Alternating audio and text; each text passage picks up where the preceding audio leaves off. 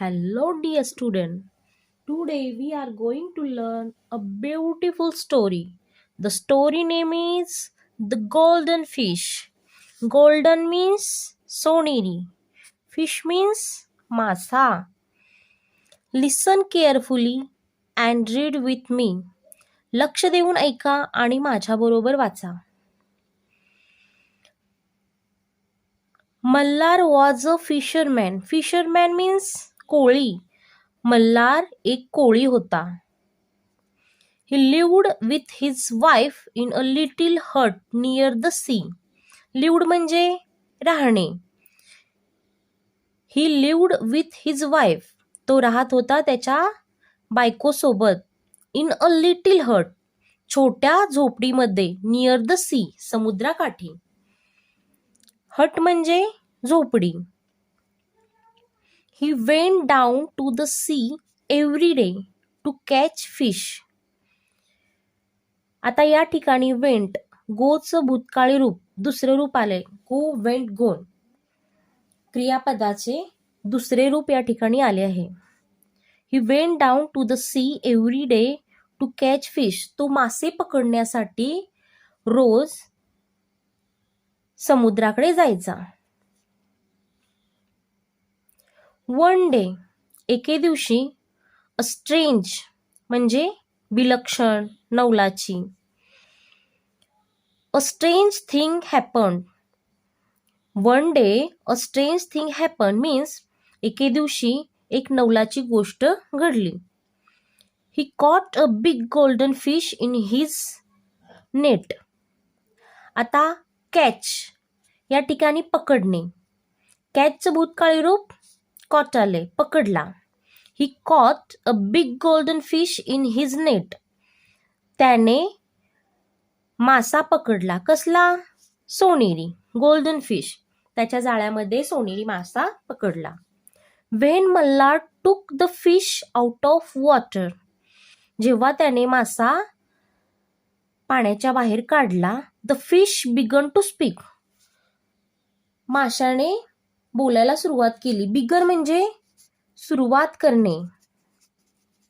Begun म्हणजे सुरुवात करणे. वेन मल्हार टूक या ठिकाणी टूक टेकचं भूतकाळी दुसरं रूप आले. क्रियापदाचं दुसरं रूप आहे. टेक टूक टेकन. त्यानंतर याचा अर्थ बघू. When Malhar took the fish out of water the fish began to speak. मल्हारने जेव्हा तो मासा पाण्यातून बाहेर काढला त्यावेळी त्याने बोलायला सुरुवात केली. Oh fisherman. हे कोळी. प्लीज कृपया. प्लीज म्हणजे कृपया. Let me go. हे कोळी प्लीज मला जाऊ दे. Malhar was very surprised. Surprise आश्चर्यचकित. मल्हार खूप आश्चर्यचकित झाला. He was a kind man. Kind म्हणजे दयाळू. मॅन माणूस. He was a kind man. तो एक दयाळू माणूस होता. He let the fish go. त्याने माशाला जाऊ दिले. Malhar went home empty handed. Went गोचं दुसरं रूप वेंट. गो वेंट गोन म्हणजे क्रियापदाचं दुसरं रूप या ठिकाणी आलेलं आहे. Empty handed. एम्प्टी म्हणजे रिकामा. एम्प्टी हँडेड म्हणजे रिकाम्या हाताने. Malhar went home empty handed. Malhar रिकाम्या हाताने घरी गेला. He told his wife. टेलचं भूतकाळी रूप टोल्ड. Tail told told. दुसरं आणि तिसरं टोल्डच येतं. त्यानं त्याच्या बायकोला सांगितलं. About the fish. अबाउटच्या बद्दल. त्या माशाबद्दल त्याने त्याच्या बायकोला सांगितलं. His wife was not very kind. त्याची बायको खूप दयाळू नव्हती. मग ती काय म्हणते पुढं. Foolish man. फुल म्हणजे मूर्ख. फुलिश मॅन म्हणजे मूर्ख माणसा. Why did you let the fish go. का तू माशाला जाऊ दिलंस. गो बॅक म्हणजे परत जा.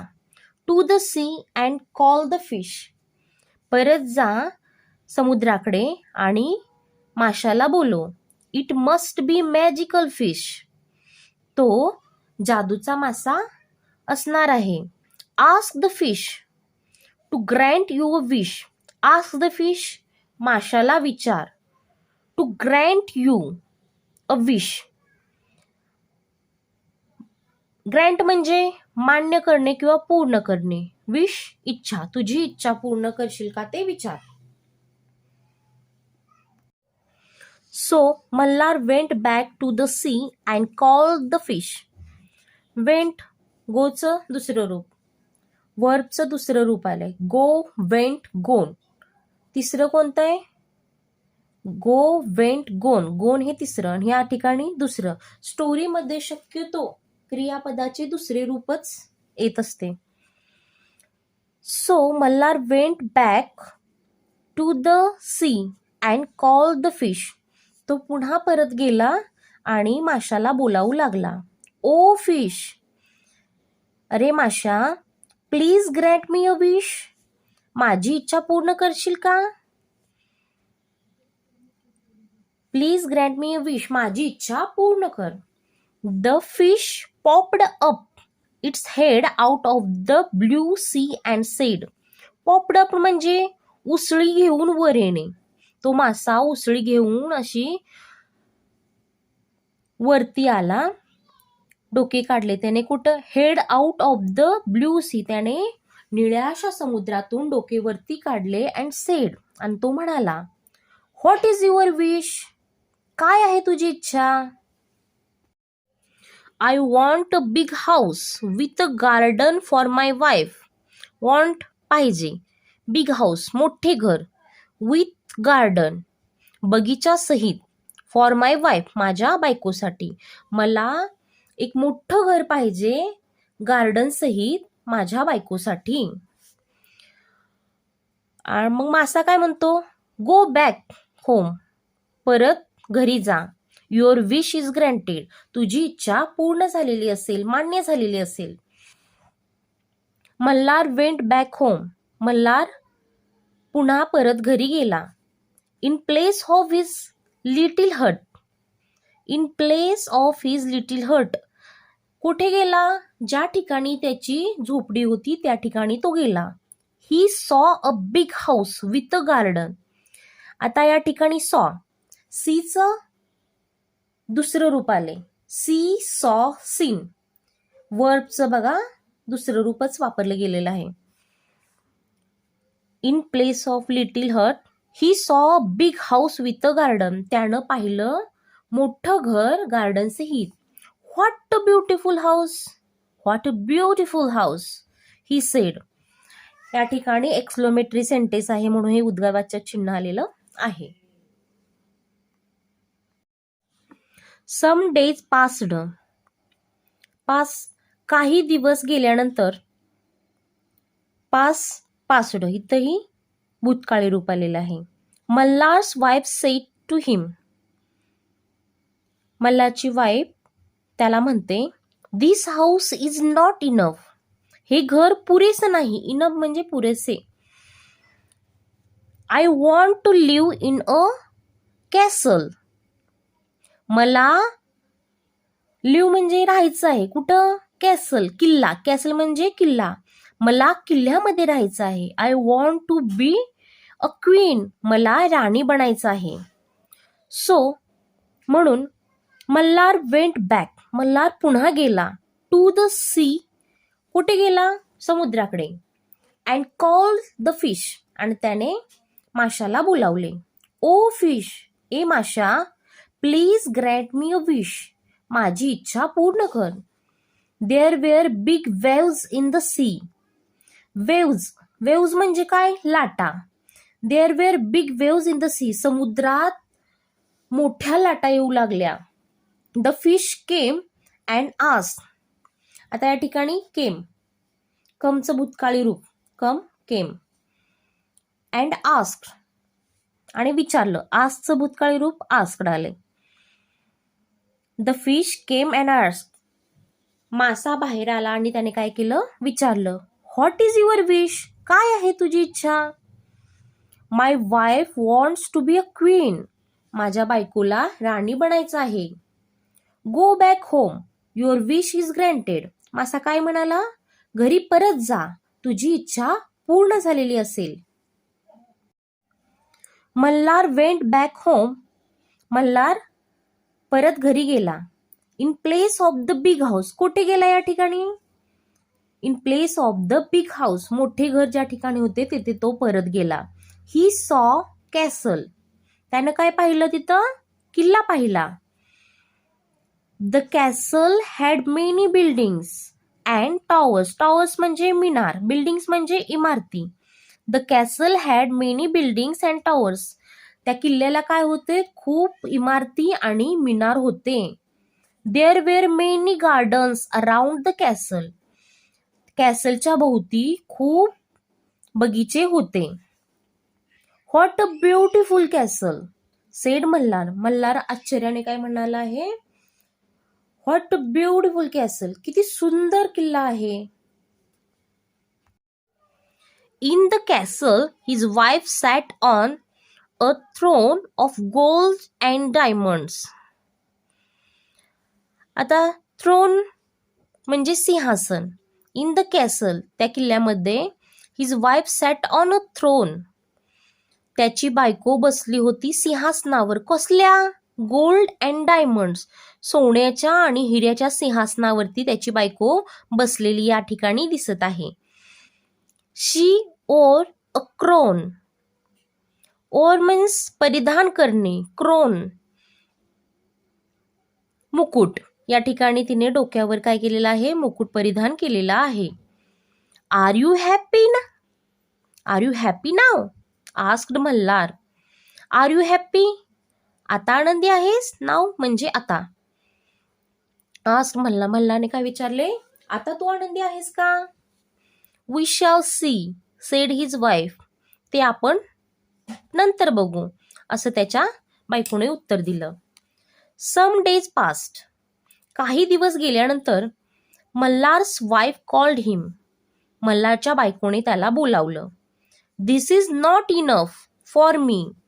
दिस इज, हे पुरेसं नाही माझ्यासाठी. ती काय म्हणते? This is not enough for me, हे माझ्यासाठी पुरेसं नाहीये.